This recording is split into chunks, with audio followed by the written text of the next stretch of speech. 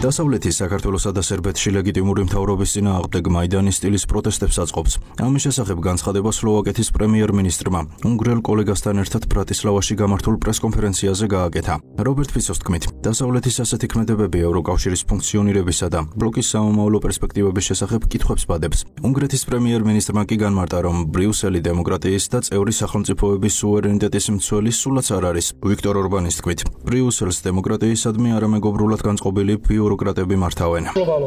არ არის სასიამოვნო სანახავი თუ როგორ ჩუმად ვართ ევროკავშირში იმ მოვლენებზე, რაც სერბეთსა და საქართველოში ხდება, თუ როგორ აწყობს დასავლეთი მაიდანის პროტესტებს ამ სახელმწიფოთა ლეგიტიმური მთავრობების წინააღმდეგ. სწორედ ამიტომ ძალიან სამართლიანად ვაყენებთ დღის წესრიგში ევროკავშირის ფუნქციონირებისა და მომავლის საკითხს. ბრიუსელი არ გვაძლევს ჩვენ სუვერენიტეტის გარანტიას და ბრიუსელი არ არის დემოკრატიის მცველი, არამედ პირიქით. ბრიუსელი წარმოადგენს ბიუროკრატებს, ბიუროკრატები კი დემოკრატიის მეგობრები სულაც არ არიან. დემოკრატია არა ბრიუსელში, არამედ წევრ სახელმწიფოებშია. ევროკავშირში 27 წევრი სახელმწიფოა და თითოეულ მათგანს თავისი ეროვნული ინტერესები აქვს.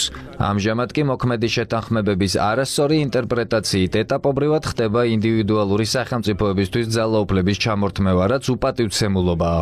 ბრიუსელმა პატივი უნდა სცეს წევრ სახელმწიფოებს, არა მხოლოდ სიმბოლურად, არამედ რეალურად გაითვალისწინოს ჩვენი ინტერესები.